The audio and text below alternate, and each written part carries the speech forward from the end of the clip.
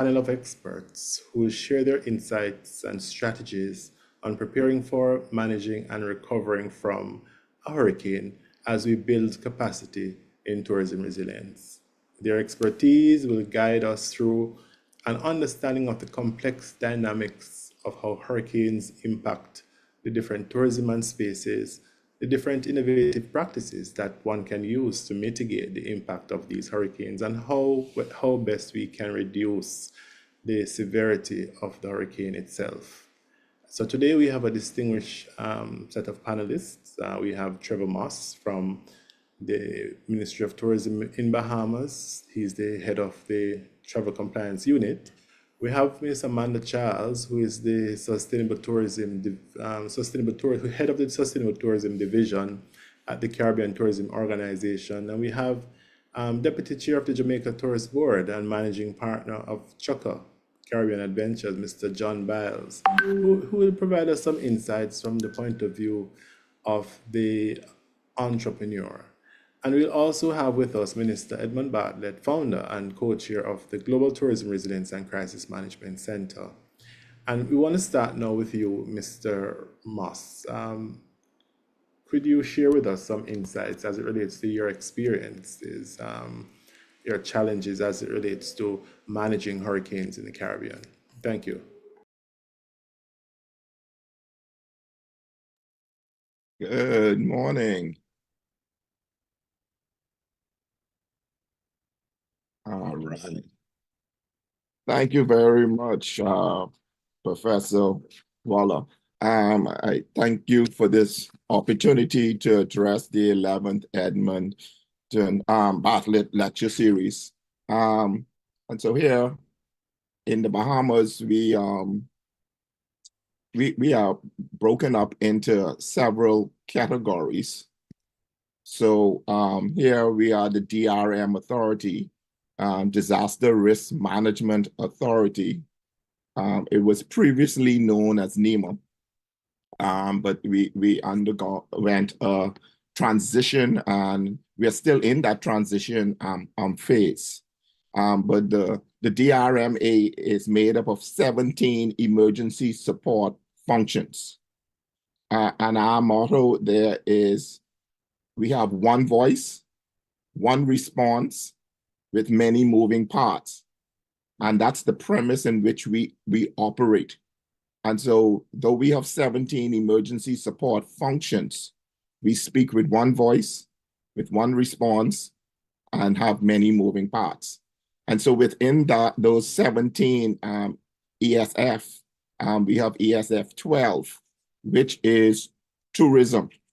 And that is the area that I lead when it comes to disaster preparedness and response. So ESF 12 is made up of government, quasi-government, NGOs, and private agencies. And there too, we speak with one voice, one response, many moving parts.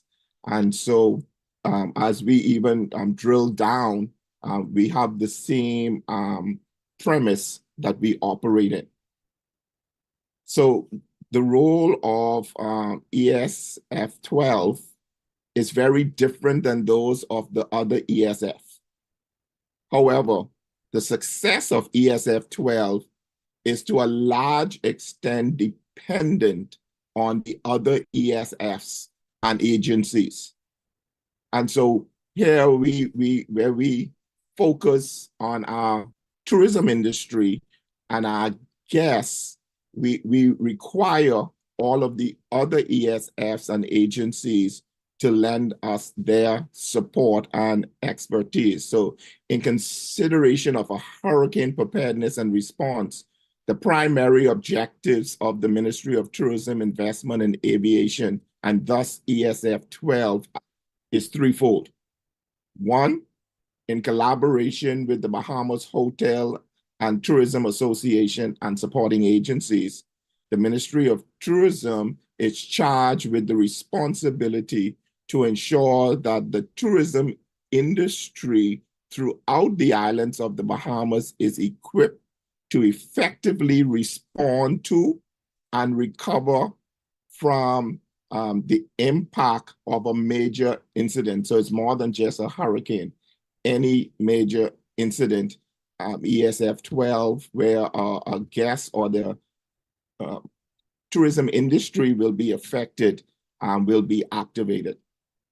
And here are some of our agencies that support us. Like I said, the Bahamas Hotel and Tourism Association, we have the Civil Aviation Authority, the Port Department, the Ministry of Foreign Affairs, the police, the Defense Force, and many other agencies support ESF 12 once it is activated. Secondly, the second role of ESF 12 is to protect the image and reputation of the Bahamas. So the islands of the Bahamas is a brand, just like Apple, Walmart, Nike, Gucci. Therefore, it is absolutely critical that ESF 12 receive full, accurate, and timely information. We require full disclosure. Full disclosure is critical because we live in an age of instant news. That means the news is international the minute it happens. In this day and age, there is no such thing as local news. And so it is so important that we have full disclosure and that we obtain critical information, and then we present that information to our stakeholders and to the media. That is why we strive to ensure maximum transparency, especially in ESF 12, but all of our ESFs. We strive for maximum transparency. And so we stick to the facts and we avoid speculations. And if we stick to the facts and we provide those facts in a timely manner, then that is what will be released into the public sphere. And so that is what we strive on: full disclosure, maximum transparency, and we stick to the facts. The third role is to secure the Ministry of Tourism, Investment, and Aviation properties and facilities by ensuring that all the necessary steps are taken within a specified time frame. In this regard, the Tourism Emergency Coordinating Committee was established to ensure that all of our offices are provided with the necessary tools and equipment to secure electronic devices, secure government documents, and secure other furnishings.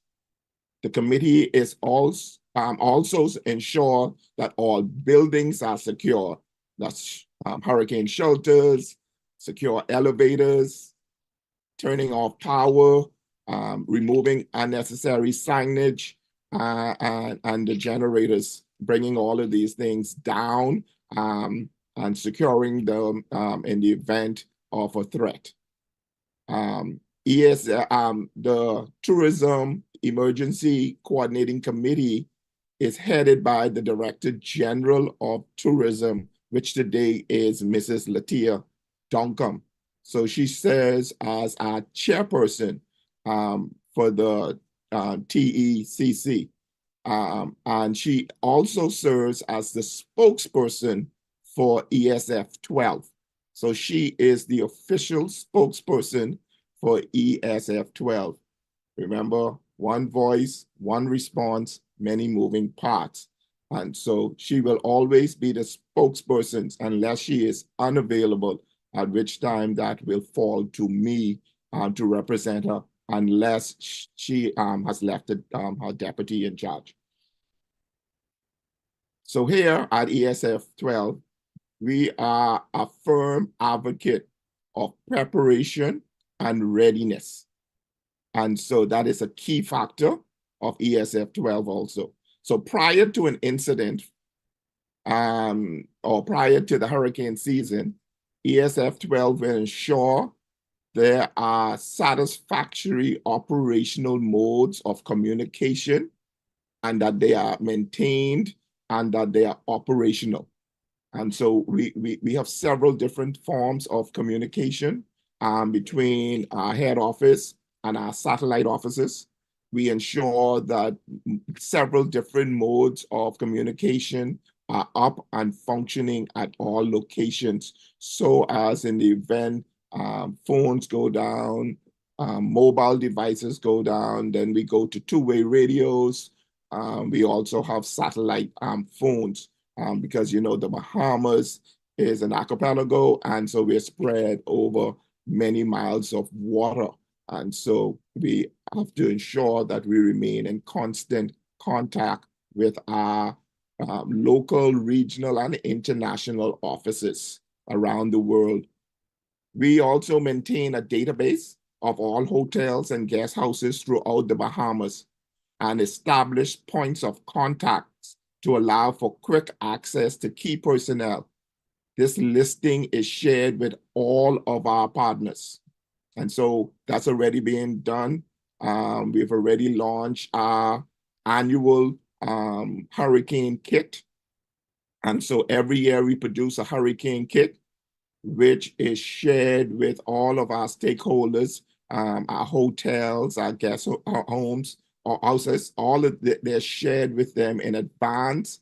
And this manual provides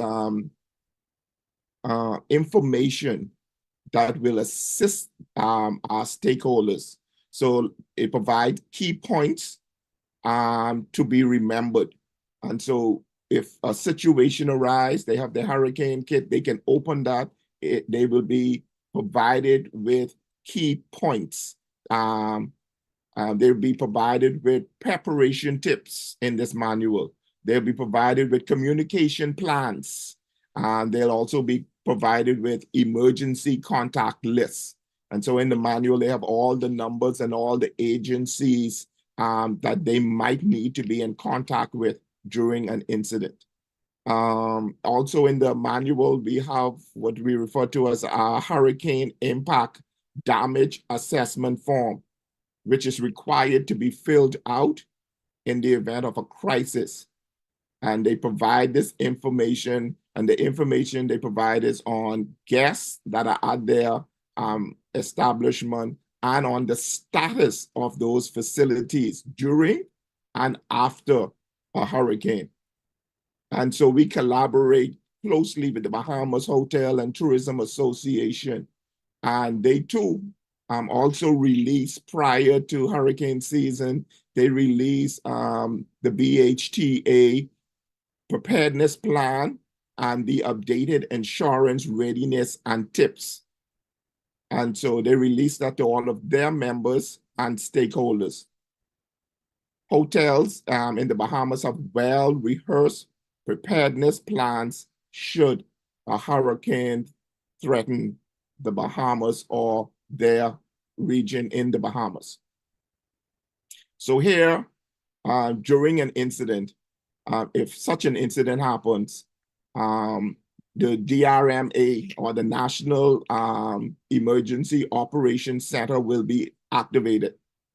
And around that NEOC are other EOCs. Depending on the nature of the threat, one, two, or all of the additional EOCs might be activated. So sometimes all are not. We might have an incident in the Bahamas where we know no visitors are involved or the properties of the tourism industry. So the Tourism Emergency Operations Center will not be activated. And so depending on the incident will depend on this ring that supports the National Emergency Operations Center. But if a serious system would to have impact the Bahamas or is en route to impact the Bahamas, then the entire ring would be activated with the national EOC having lead and all of the other EOCs providing support, assistance, data, and responses as needed. And so we operate under the premise, one voice, one respond, many moving parts. So here, there are two photos. These are actual situation rooms. The one to the left, the Tourism Emergency Operations Center, the TEOC.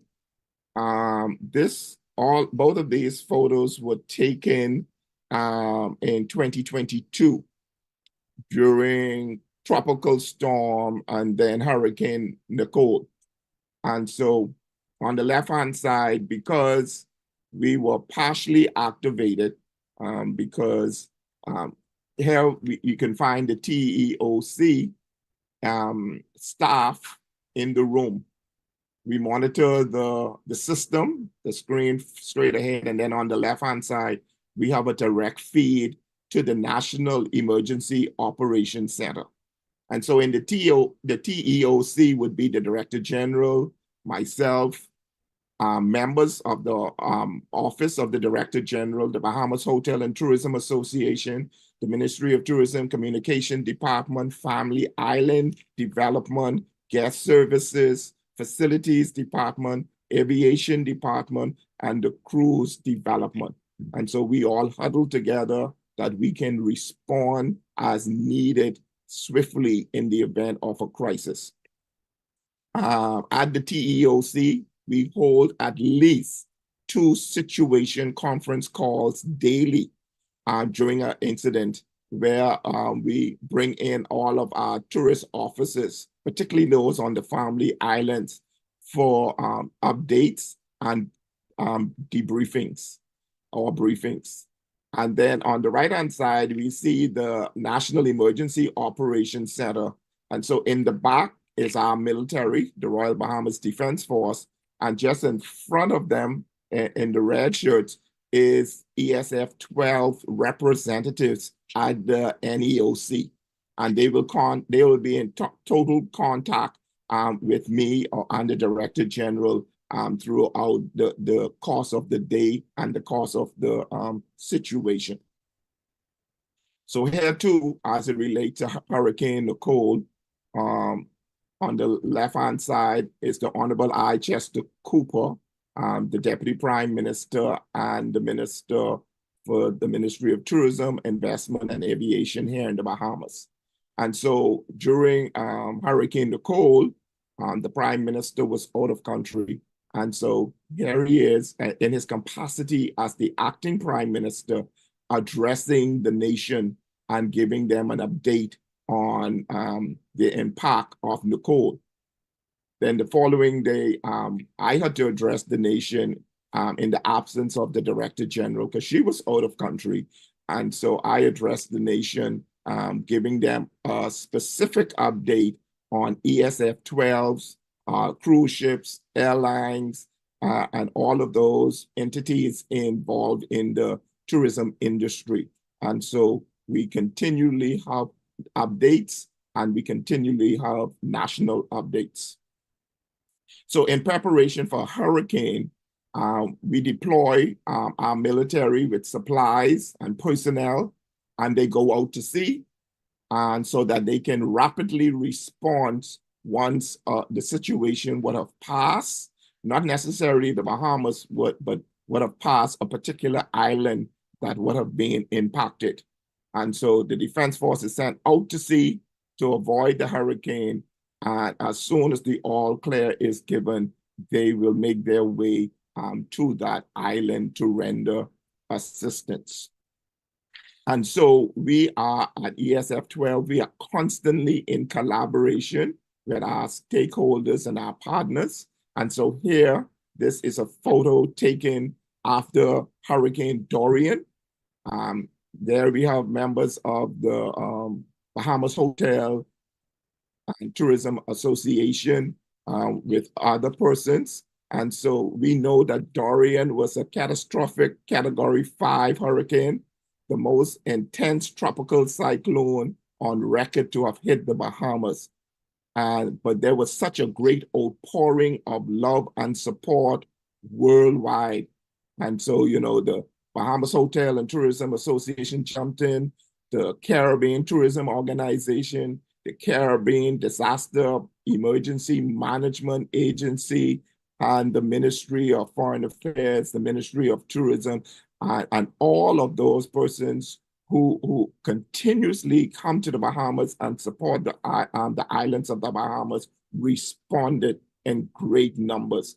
Here we see the commercial and private airlines coming in, and they work closely. Well, we work closely with Immigration and Customs, the department, to receive the items and distribute them out quickly to the citizens that were in need.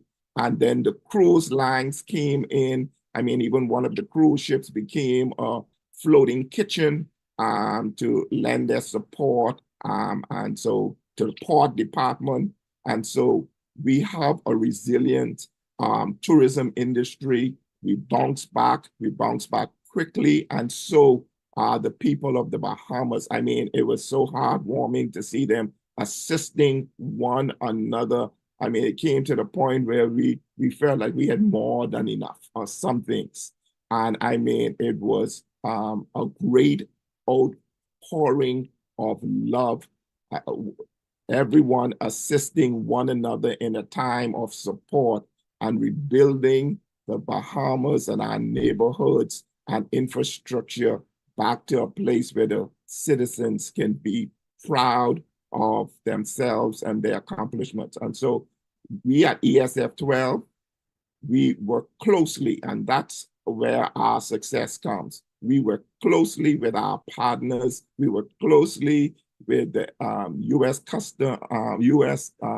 Coast Guard through the U.S. Embassy in the Bahamas, and we work very closely with all of those international agencies that lend support. And so, like I said, we respond quickly. We have one voice, one response, many moving parts. We keep everything open. We don't try to hide anything. We make sure that it's open and everyone can see.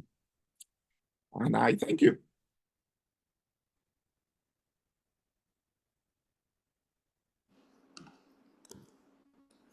Okay, thank you very much, Mr. Moss, for your comprehensive discussion on the crucial role of public-private partnerships as a form of tourism resilience in mitigating hurricanes. Your emphasis on the importance of transparency, efficient information dissemination, and the management of lives, properties, and facilities, and more importantly, the sequencing of events is a clear indication that Bahamas has an extremely functional system that should be celebrated, documented, and if possible, duplicated.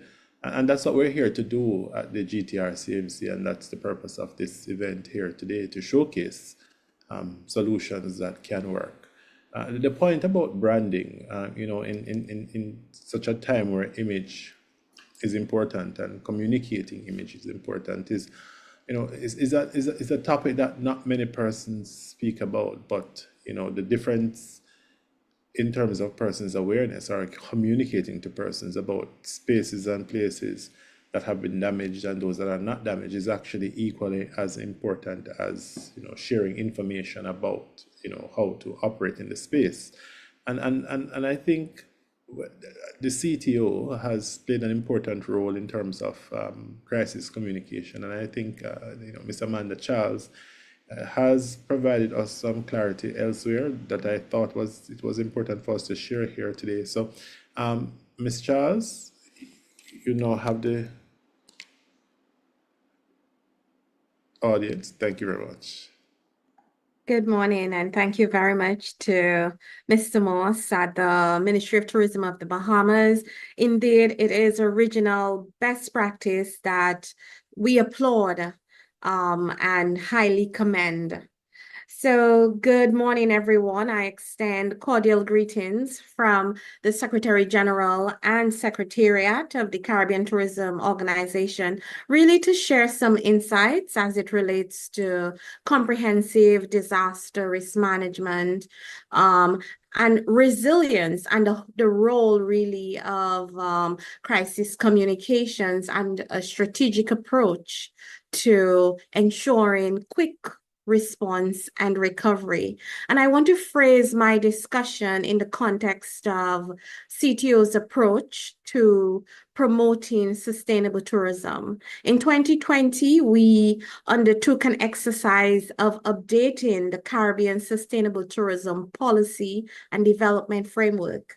And as part of this process, we've defined the future or the vision for Caribbean tourism as one that is sustainable, viable, of high quality, climate smart, resilient, and promotes empowerment and inclusion. So when we think of sustainable tourism, traditionally there are three pillars, really mitigating social, environmental, and economic impacts, at least adverse social, economic, and environmental impacts to optimize benefits for host communities. In the Caribbean context, we add a fourth pillar. So, of course, we want to ensure social and cultural equity, ensure the sector is economically viable, environmentally responsible, but resilience to climate change and hazards is a key criteria. In looking at the impact of disasters on the sector, we see that in 2017, multi-countries were severely impacted by Hurricanes Irma and Maria. 2 years after, the Bahamas, and in particular, some islands of the Bahamas, Abaco, Grand Bahama in particular, also multi-destination impact, incurred millions in losses and damages as a result of Dorian. This year in 2024, almost at the start or very close to the start of the annual hurricane season, we have had Hurricane Beryl, which intensified quite rapidly from a tropical storm to a deadly Category 5. It impacted 10 CTO member countries, ranging from moderate to severe impacts.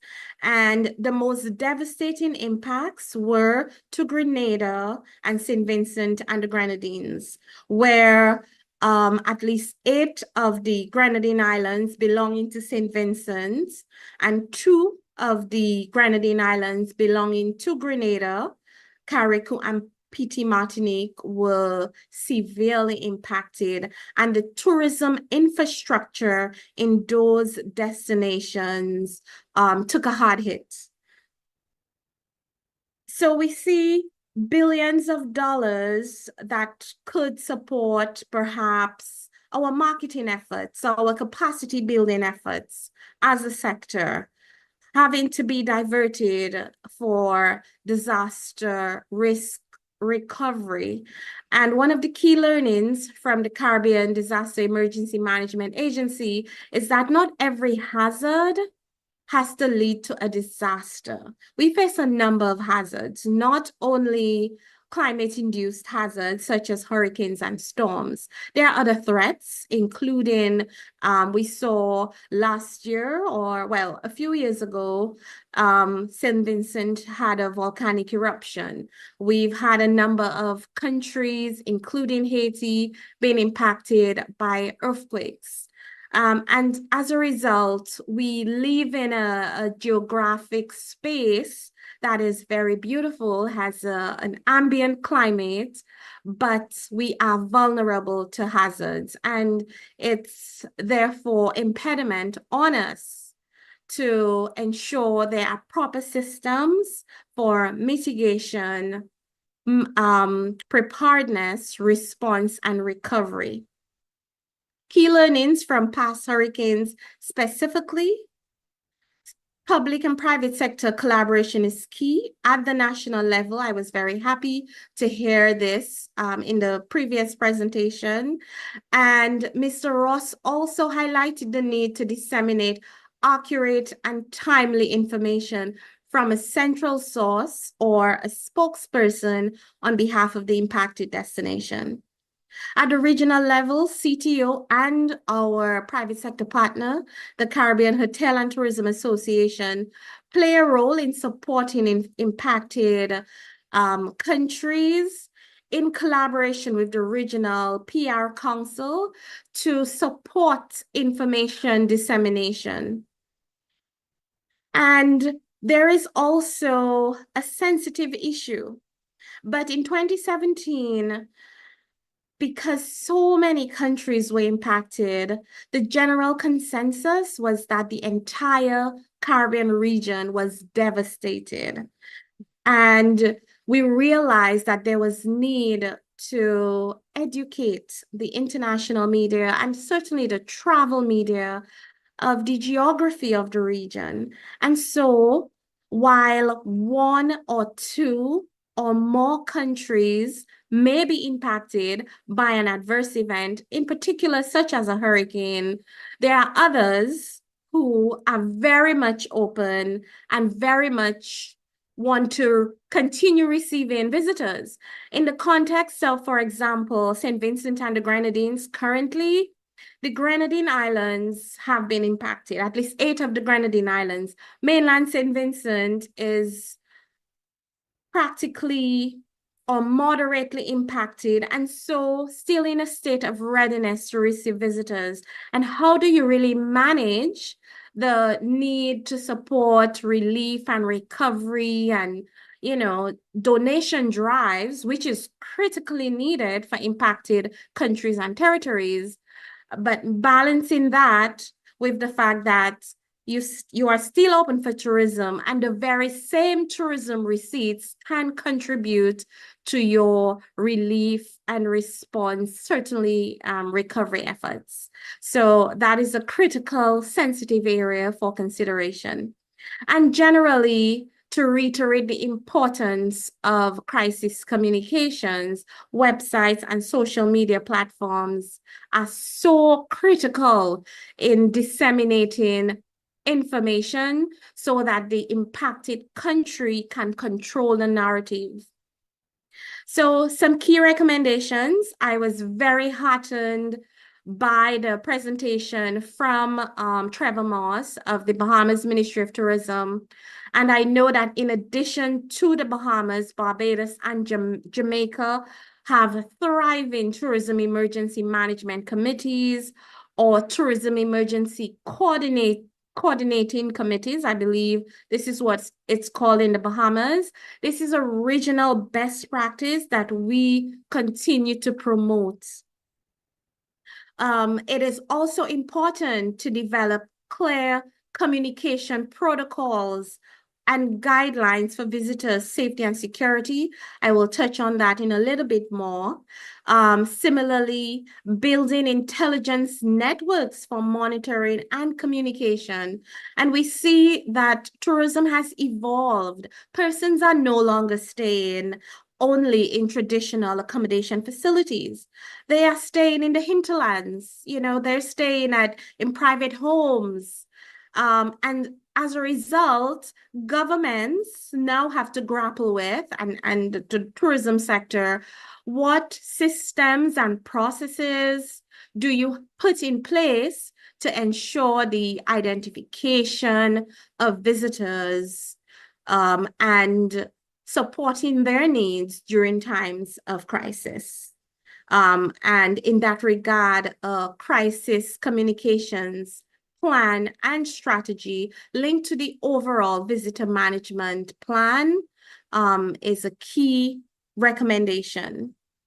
So I want to touch a little bit more in the context of the role of the public sector and the private sector, specifically having a digital system for communication and outreach to regional and national stakeholders, visitors in country, and accommodation facilities.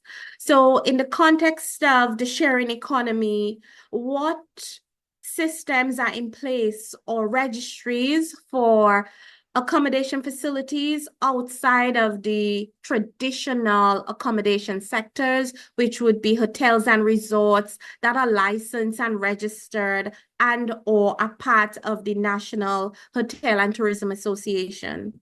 I want to highlight that in some countries, I've seen an approach to capture visitors' emails and phone numbers upon arrivals.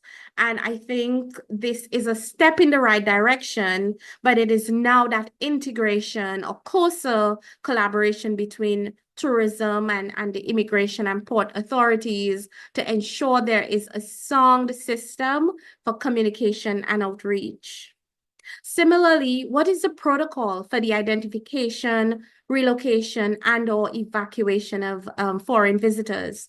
I supported the rapid needs assessment to both St. Vincent and the Grenadines and Grenada. And in the interviews with the various properties, they had mentioned that, visitors had opted to remain on property because the general consensus was that this was going to be a tropical storm.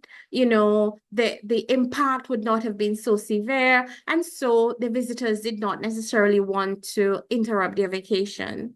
And of course, we had a category 4 to 5 hurricane then impacting these particular properties, and a lot of the room stock being devastated. So are there arrangements even among hotels in a particular destination that if one is in a flood prone coastal area that may be exposed, certainly in-house guests can be moved to, a safer location? Or should the government leave it to chance for each individual property to have their own policy as it relates to whether or not visitors remain on property and in the destination when there is a hurricane? And in the context of a hurricane or a tropical storm, we have advance notice. We have an early warning system, including, when it's a watch, when it's a warning.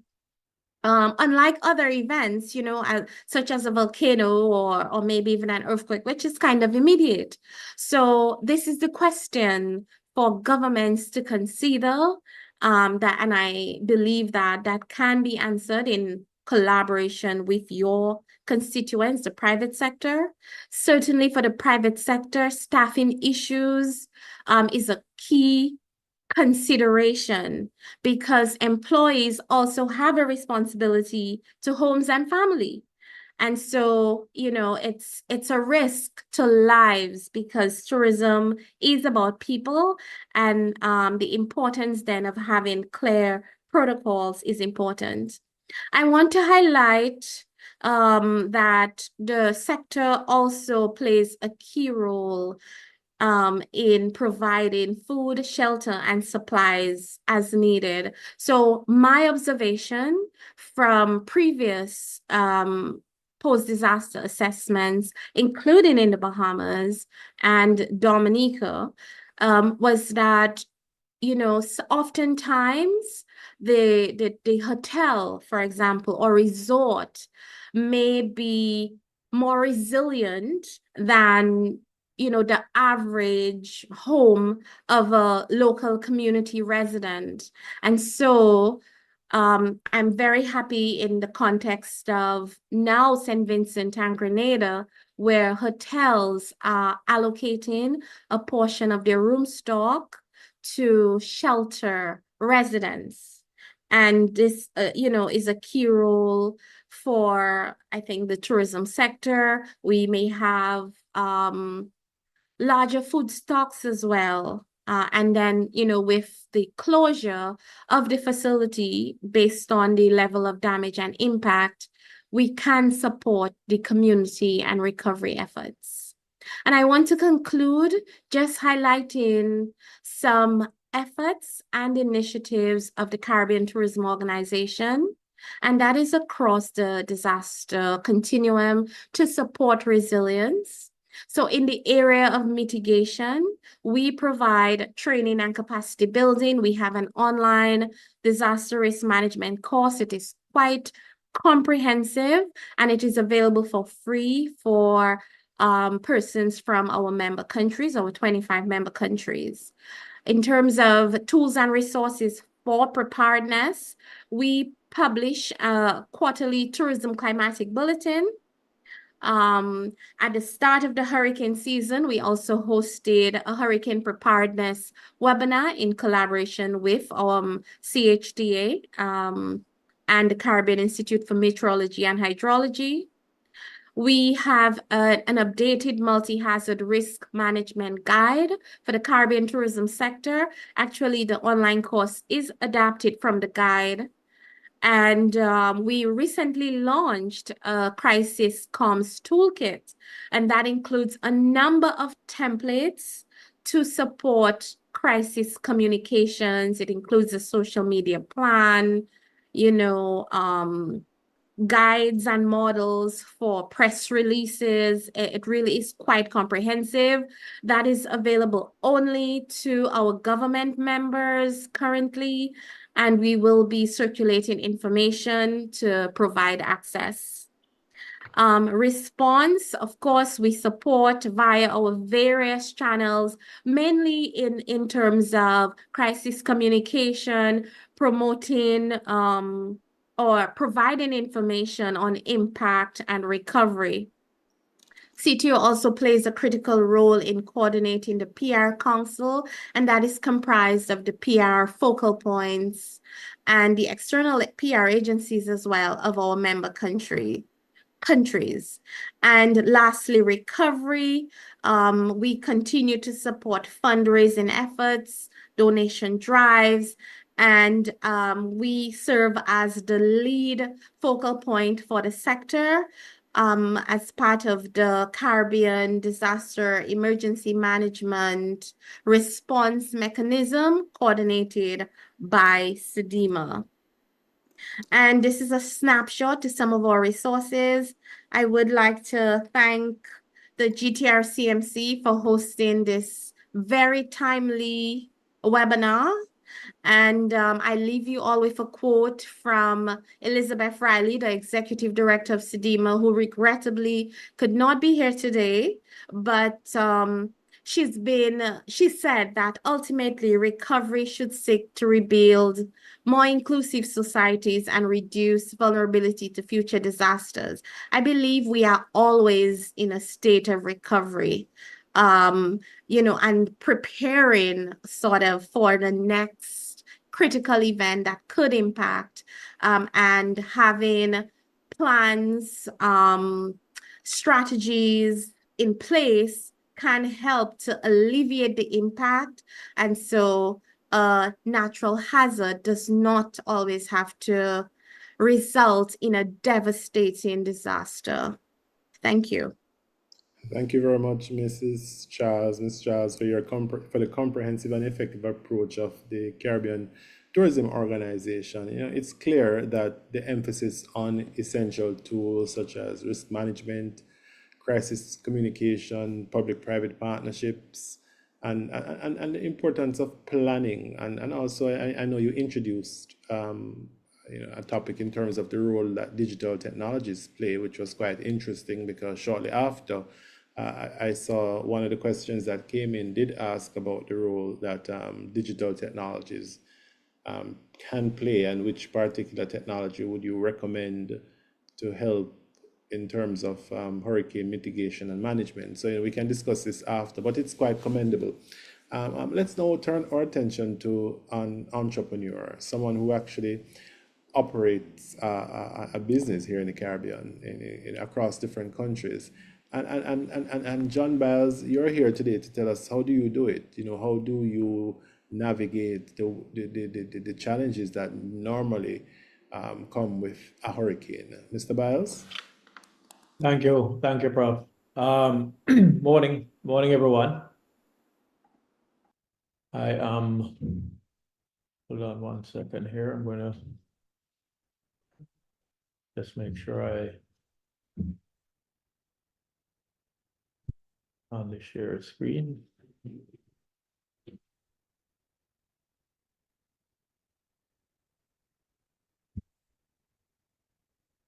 You're seeing my screen? Yes, we are. We're seeing the screen. Okay, not sure why I'm not. Oh, we're seeing it now. You're seeing the screen? Yes. Okay. Let me just get here. Okay, so I'm as Professor Wallace said, good morning, everyone, again. I I'm hoping to bring the insight from a entrepreneurial side of actually running the business in the environment.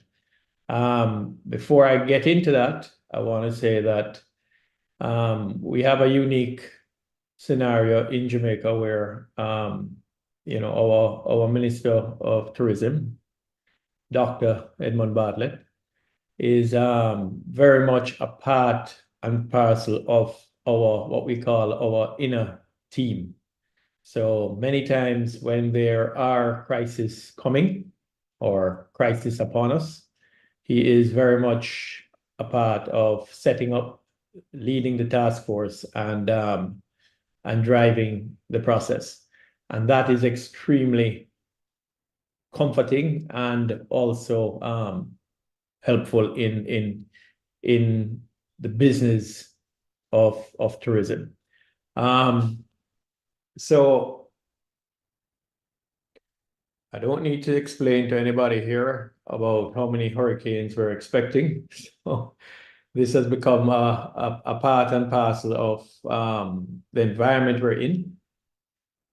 But I am going to speak a little bit about from an attractions perspective. I know many speak more about the hotel side. And there's, when we talk about attractions, it's not just the traditional theme park. A company like what we operate at Chukka is a nature adventure operation. And while there is potential threat of a hurricane on the physical damage of infrastructure, such as the buildings, there is also trails, landscape, rides, which are very costly, and the bigger cost for our area of the attractions is really the loss of business. Because in many cases we are able to, we tend to be very agile, we tend to be able to set up back and start the operation. But if the business that of tourism feels, and I think Amanda mentioned it earlier, if the marketplace feels that the destination is hurt, it can have a huge effect if people come into the hotels and they feel that there is damage. So it's very, very important that we're continually communicating, once we are back up and running. But that is the largest impact for the attractions generally tends to be the loss of business. I do want to say one other thing. And this, I'm not speaking just for my company or for Jamaica, but I can tell you across the Caribbean, because we've always had a difficulty getting business interruption insurance, and to a large extent, the actual physical infrastructure tends to not be the higher price point like the hotels. In the attractions industry, we have had to be very, very agile and find ways to build, to develop the tours, to allow for changes and to protect as best as we can the environment we're in. That has come out of that lack of insurance, and I believe it has made us stronger as an industry. Hurricane preparedness, you went through a lot of it from the government side, but we as operators, we have our own responsibilities to make the plan. There's a hurricane plan that we have. The builder kit is basically to ensure that the locations that we have all will have what we call the on-property first responders that will protect the space, the livestock, etc. but they must have their kit. And their kit, yes, it includes first aid, but a key is communication. I heard that both from Trevor and Amanda, the importance of communication. We have to be communicating internally, and there must be the food stock, water, etc. on the site, chainsaws. These are just some of what we make sure that each site has. There's usually 2 or 3 minimum people that will be on the site, and there must be an evacuation route to what is a safe room on the site at all times. Of course, information, they inform the country manager for each of the countries whenever something like this is happening. That's communicated back to corporate and to our CEO. Before the hurricane season, and I'm just going to give you a quick synopsis of, we have a little video here just showing what is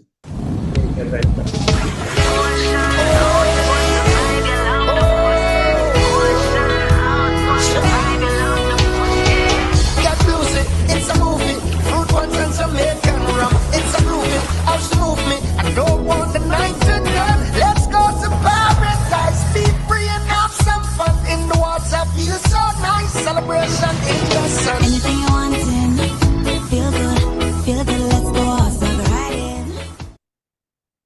So giving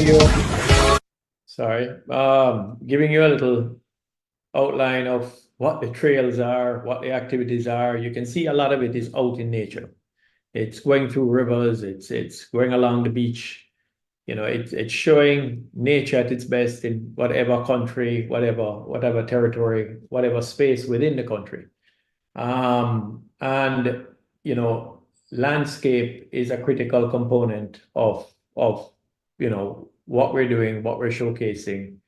And it's an important part of what we have to focus on. So the hurricane management, the risk assessment and planning to develop a plan.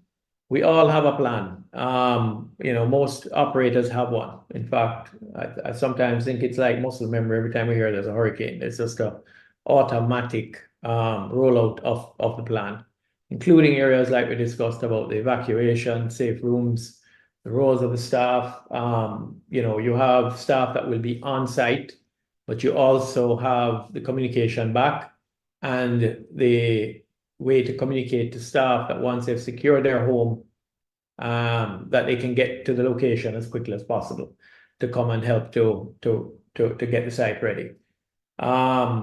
We have staff training and drills for what needs to be done, but to be honest with you, I don't think we have had to do a drill. That's just a simulation because we've had so many hurricanes that it's like we keep very fresh with the drills. The warning systems, monitoring when there's a hurricane in the area, it's a communication continually. Things like boats have to be moved into the safe harbors. You have zip lines. You have to drop the zip lines themselves because you don't want trees causing a shock load that destroys either the foundation trees or the equipment. So there's pretty much at least a day of or 24 hours where you start the lockdown and you close down your operations. And likewise, coming back out of the hurricane, there's going to be, first of all, the certification of the locations, which only the country manager can certify the locations back open. Once that's done, then you have to remobilize assets back into the site. So, of course, we all know this area, and I don't want to belabor the points, but the communication, how we communicate to the marketplace, the closing off of operations, making sure that guests, don't just show up at the site, especially, I think Amanda mentioned it earlier. Now with the short-term rental, you don't have, just 1 or 2 destination management companies that you speak to. People just show up on your site on the day of the hurricane, like they don't even have an idea that a hurricane is coming. So, you know, you have to make sure that you have the people in place to communicate what's going on. One of the things that I'm just going into a little off script here. One of the things that we did, Amanda, when you mentioned the short-term rental, we had that concern in the middle of Beryl because we know that there's, you know, a multiplicity of listings all around the country. There's Airbnb, Vrbo, all these other short-term rental operators. What we did, because we had communication through the Jamaica Tourist Board, is that we actually had to contact the embassy, the U.S. Embassy, to contact the companies to make sure that we were communicating and able to send the communication that we would otherwise have just sent to the hotels or to the destination management companies, so that they could get to the clients that are here on the short-term rentals. It was, you know, one of those things. You just had to be agile. You had to find the best way to get, because there's no real way to contact, you know, these basically over 10,000 short-term rental listings out there. But they need information as well. They need to know where the shelters are. They need to know, you know, what's happening with the closure of the airport and when the airport reopens, etc., etc. So that was how that side of it was handled. You know, of course, you know, attraction operators like ourselves, we have the windows, doors, and the offices that you have to batten down. Your critical systems are backed up, and your data is stored safely. And ensure that you have the security in place on property and the first responders with the communication that we discussed earlier. So, securing of the property. I mean, this is actually a picture of one of the properties, Ocean Outpost in Sandy Bay, Jamaica. And it just shows you exactly what was there on the day before the hurricane came. All furniture is removed. The tents, the tent canvas is removed. You basically just try to get the operation in such a place that you know, you are as protected as you can be from the storm. So just to tell you, this property in particular was designed to be resilient. By the way, our minister has been talking about resilience from before COVID. So it's, you know, it's a part and parcel of what we do and how we plan. And as I said before, because the attraction industry has always been more exposed, we've had to go above and beyond. So in the construction, you'll notice, simple as this may be, you know, the roofs are designed for the wind to blow right through. That overwater gazebo you see in the back there is designed as well, that if there is any wave action, that the waves come through, despite the fact that there's a double reef system out there. So everything is designed to try and allow the least amount of impact.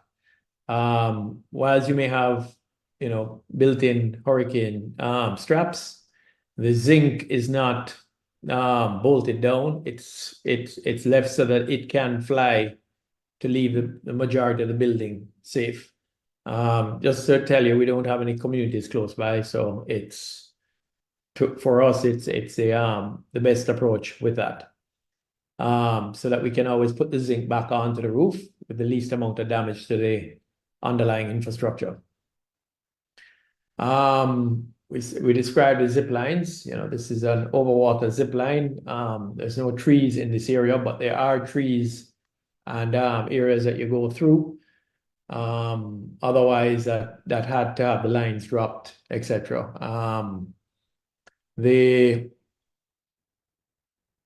We also, this is again now because of, what insurance we can get. We take photos before and after, and do proper documentation so that we can start the rebuild immediately, while sending all information to the insurers so that we don't have to sit down and wait for insurance if needed. Here we go. I'll just speak quickly. All the vehicles are put into a central area, and secured away from trees and from buildings that could fall, etc. We have straps that are put on to a lot of the structures that we have, offices, etc. All diesel tanks are filled.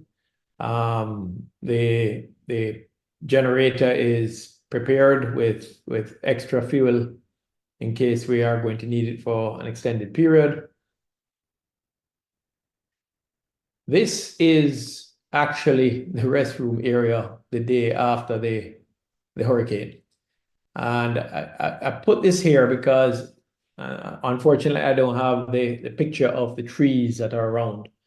But you can see that in the right photo that there is some trimming that took place of the trees to try and protect the structure. And granted, we did not get the full blow, thank God, but we were, the operation was relatively protected by doing the required trimming of the trees in and around the buildings, and also like the major zip anchors, the trees that were the zip anchors, those were also trimmed to try and not make them too top heavy so that they would tumble.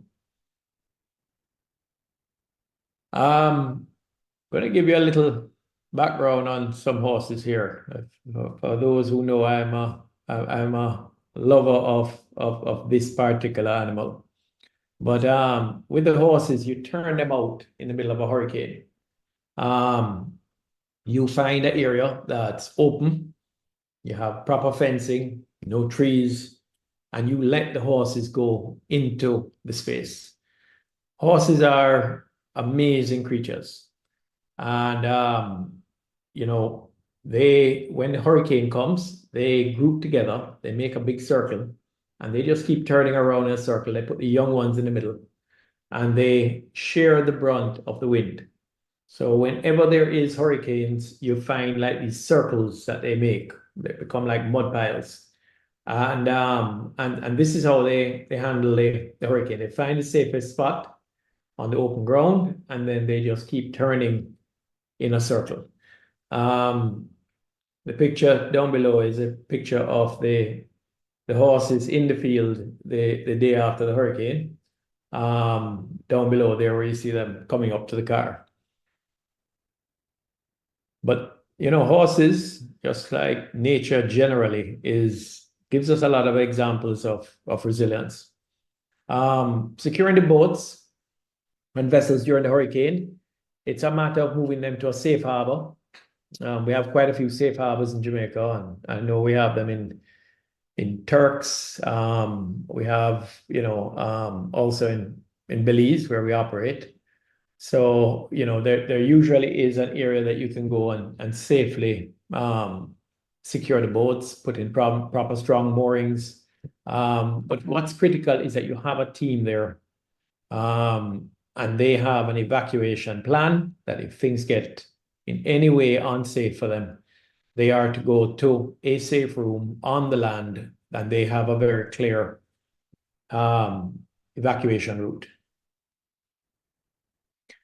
So infrastructure, and you probably will all laugh at when I say infrastructure for attractions, because they are, we try to minimize what build we do, because we are building in nature, and so it tends to be a lot less than what a hotel facility would be. But I put this picture just to show you, all the roofs, they allow the breeze to go up, and you'll see that they have vents at the top to let out the air, which is one of the biggest reasons that roofs fly.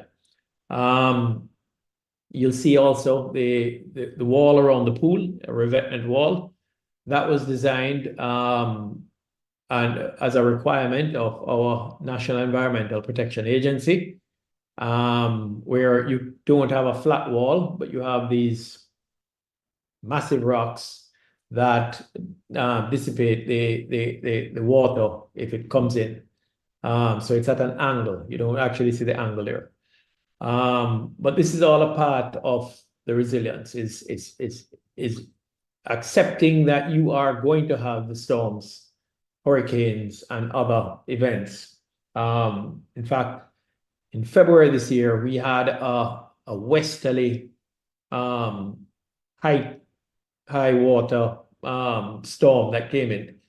Not so much a storm as much as just terrible wave action that destroyed many buildings in Montego Bay. You know, and it's important that we are realizing that this is not going to be as much the exception, but we need to be building for it to be the norm. So during the hurricane, key areas of focus, I think we've spoken about this already. Our emergency response team, we had the teams in Jamaica. We have different resorts and we have attraction sites at different sites. So we had a team in each of the resort areas that were in communication with the team that was on site, and they were the first to respond, to go in, check, make sure everything and everybody's safe, and then to proceed with getting the sites ready again. Recovery after the hurricane. It's, the damage assessment as soon as it's safe, prioritize repairs to critical infrastructure and guest areas. We spoke about insurance, communication, and marketing. We had to be communicating back to the Ministry of Tourism immediately what sites were ready, because I don't remember who said it earlier. I think it might have been Trevor, that it's important that the world knows that your destination is back up. So this was being fed back to Ministry of Tourism and to the minister himself, as to the attraction sites that were back up and ready, as well as the hotels. One thing we've learned very clearly is that a destination is not just the hotels, it's not just the cruise, it's not just the attractions. It's a collective destination. So the communication is seamless between all of the areas. The community collaboration. So we were working closely with the local authorities, emergency services, JPS. We had a task force that included attractions and hotels and the Jamaica Public Service, which was probably the most critical element, that so many other things were disrupted, and we needed to get the power back up as quickly as possible. This, I won't get into it, but it's the all clear procedures. So each country manager is the only person that can declare the locations open.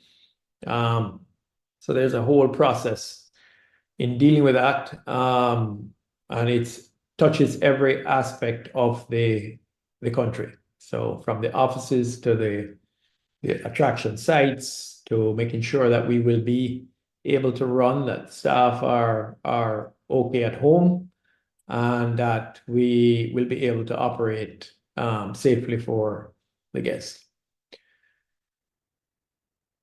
So before and after.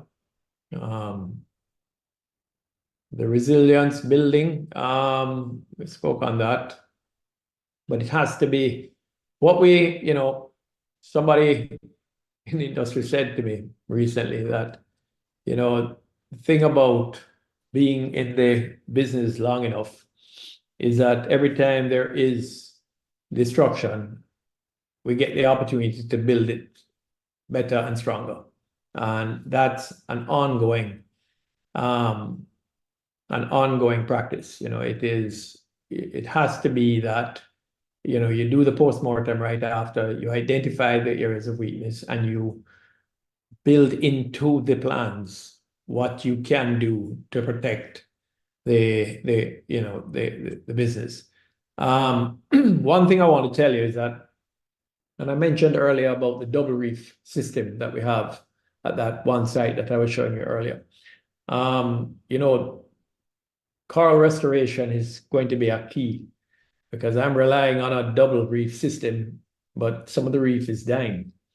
So one of the things that we are having to look at now is how do we restore the reef, and we are in discussions about trying to take reef from other areas and bring over that are seemingly able and more resilient to deal with the climate change, the heat, the other elements that are having an effect, and how can we make sure that the reef that we have is strong and starts to rebuild it. We're able to get it rebuilt as much as we can, both for the beauty of it, but also for the safety of our shoreline. Again, one quick. The Tainos call this land Jamaica, meaning the land of wood and water. It is the source in which the name Jamaica was derived. You see, water flows through and around this land in abundance. It nourishes, provides, and connects all life, past, present, and future. Come with us on a magical journey. Let us follow this connection and discover Jamaica.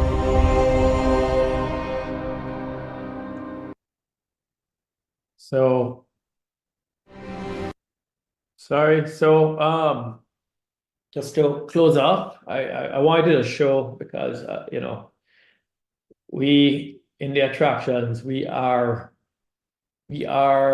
many times what people are traveling to see. In fact, more and more of our visitors want to see the nature, the culture.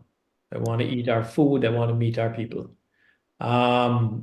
So it is a critical part, and we've seen it before where the attractions are not open. People start to say, "Why are we coming?" So it is a critical component of the destination. But as I close here, I just want to say that we are Jamaica, we are the Caribbean, but we are a collective industry. It is all in by all the players that make the destination. And we realize that we are just a part of that, and we play our part. Thank you. Thank you very much, Mr.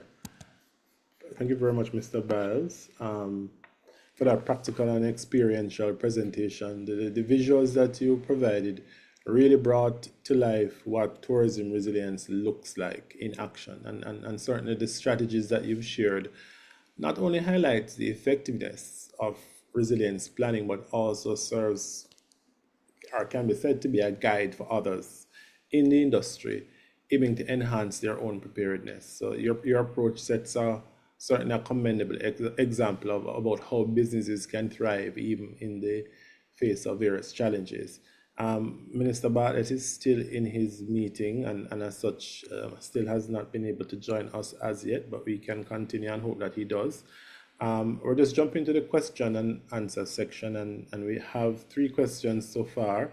I think this is a general question. Well, the first question that came before was to you, Mr. Moss. Persons were asking what software application or platform you used to integrate all of those activities together, if you did, and what that particular application is.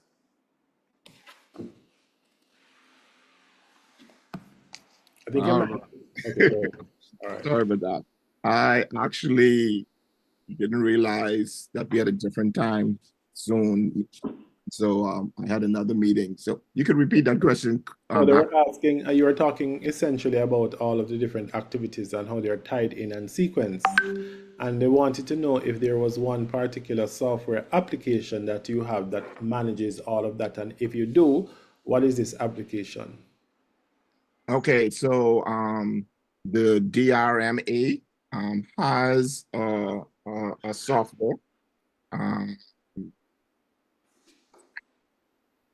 My colleague Vernon Weish normally sits in the National Command Center, and he operates that.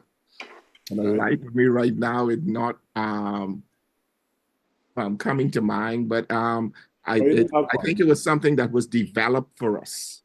Okay, okay. So it's not an off-the-shelf software that was developed for us.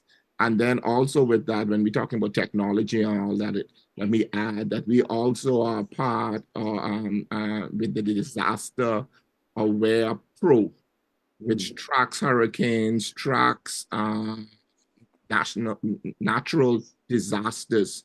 And so we have that tool that has been made available to us. And so it gives us alerts, it gives us history on what has happened in our region. And so if I click on it, it'll tell me about Dorian, it'll tell me about Nicole, it'll give us history on what was impacted, how severe it was, loss of properties, what did it value, if we can have flooding, and it'll give us all of that. And that's the Disaster Pro, the DDC. Well, thank you very much for that. What I will do, I'll put you in contact with them after. I suspect that it is from an agency that would need this application to duplicate some of the successes that you had as well. The second question I had, and I think this is a general question, what are some of the more reliable sources of information or platforms where tourism businesses can stay updated with the latest practices and innovation for management?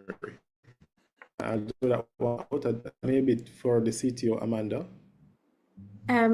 Again, can you repeat this? I think I lost you at the end. It broke up a bit. It's a long question. What are some of the reliable sources of information or platforms where tourism businesses can stay updated with the latest practices and innovations in hurricane management and recovery? Okay, that is an excellent question, and I would direct the person asking the question to the multi-hazard risk management guide that has been produced by the CTO. Similarly, our partner, the Caribbean Disaster Emergency Management Agency, anything to do with hazards, the CDEMA coordinates and provide timely updates. Finally, the Caribbean Institute for Meteorology and Hydrology, they produce quarterly forecasts related to climate and weather drought, droughts during the dry season, cyclones, storms, and they also collaborate with the various Met offices. Of course, for national level information, it is so important to stay abreast of national updates. That will be the most important during times of hazards. I just want to reiterate that. Okay, and that would be disseminated by the National Disaster Office or the Met Office.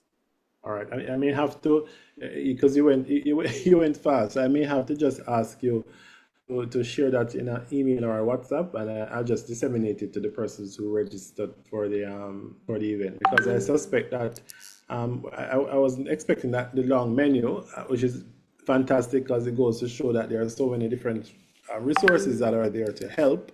But it would be good if you could centralize the menu in one area or space as a repository that persons can access should in case they want to get additional information. So The CTO has that online repository via our website. CHTA as well for their private sector counterparts. In the context of Caribbean tourism, for disasters broadly, CDEMA, that is their mandate for the Caribbean.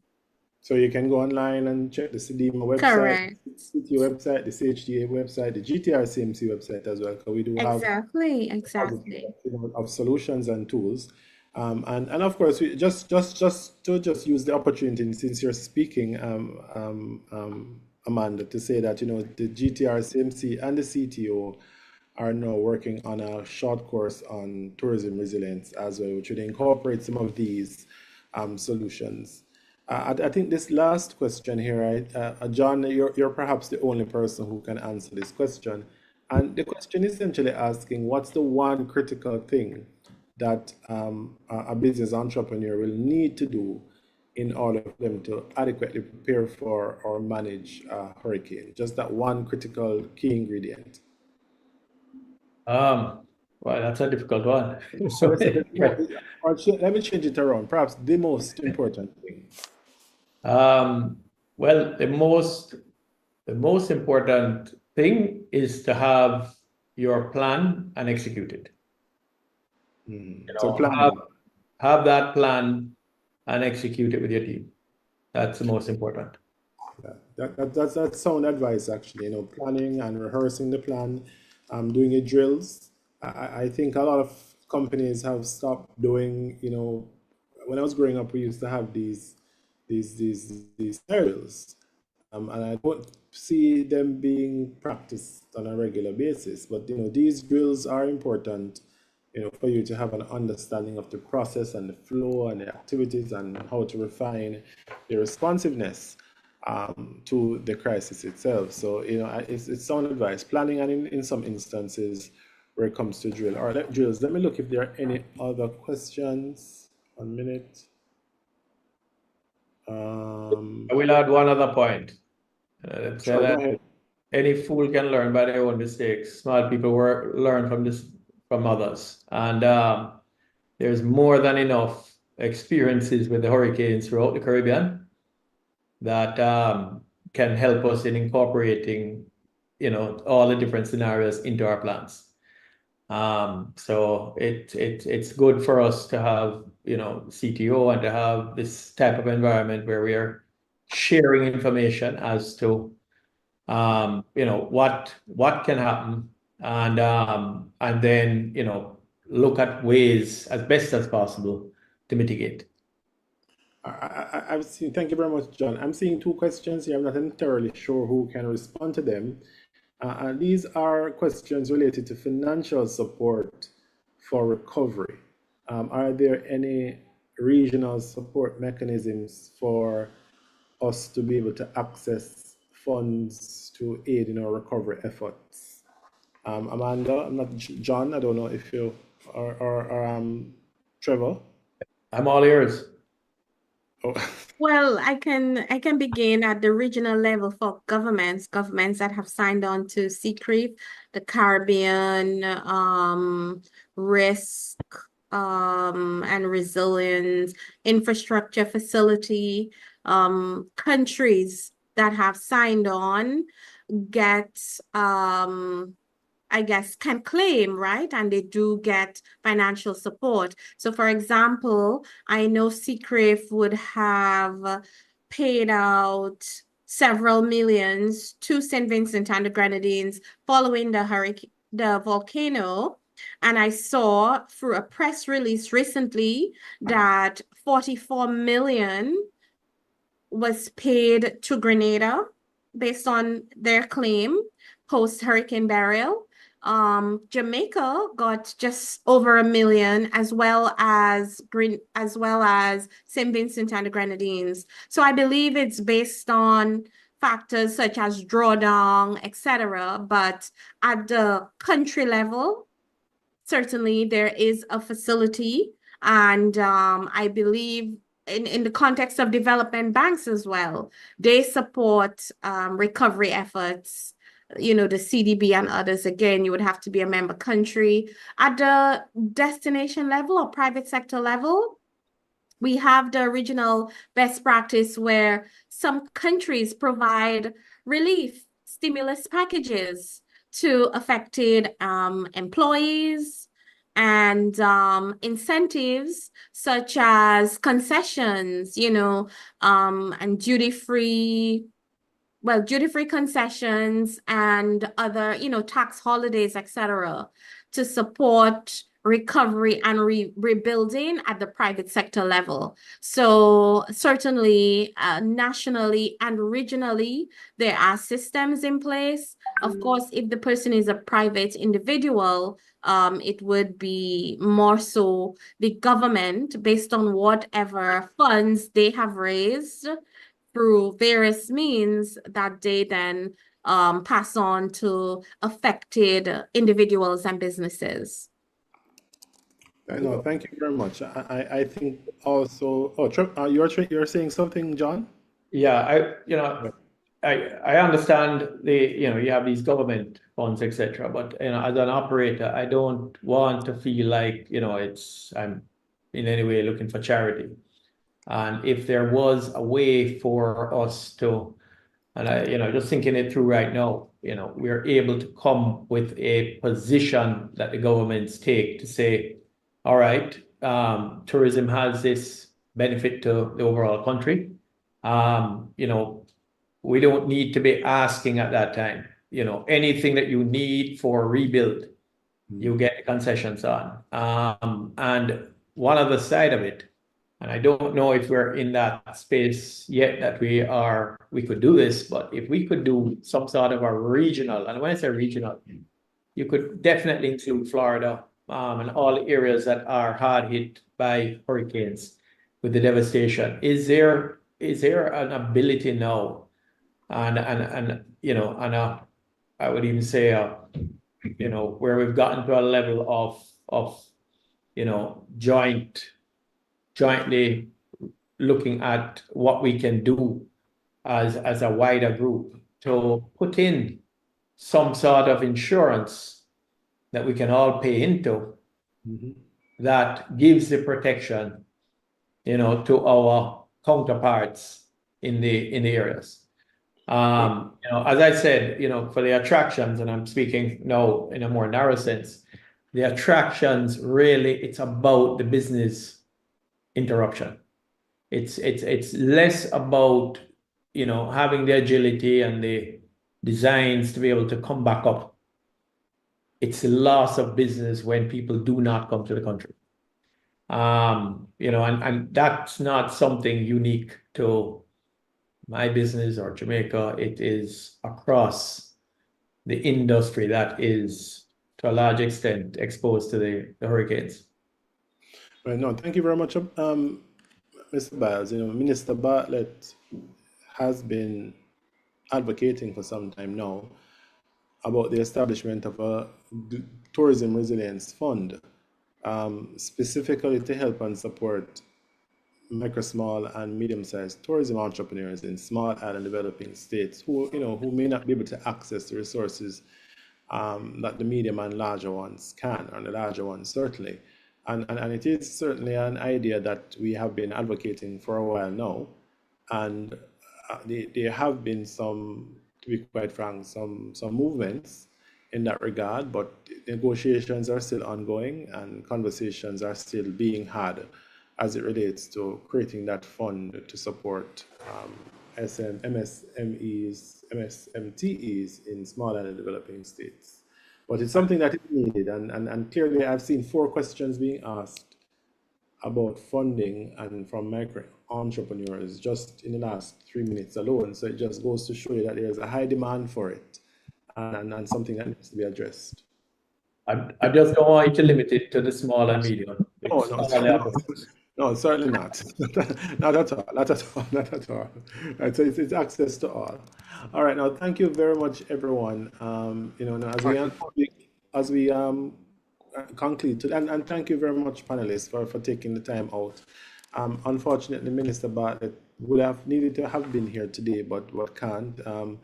he has meetings, and just to note that Minister did receive an honorary doctorate 3 days ago from University College of the Caribbean here in Jamaica.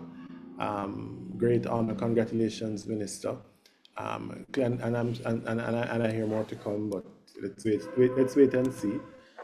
As we conclude today, I'd like to express my gratitude to the panelists and the participants for their valuable contributions. Today's discussion, for me, and I'm sure for many, has reinforced the importance of collaboration, public-private partnerships, planning, innovation, the use of technology in building resilience towards mitigating, managing, preparing for, and recovering from hurricanes here in the Caribbean.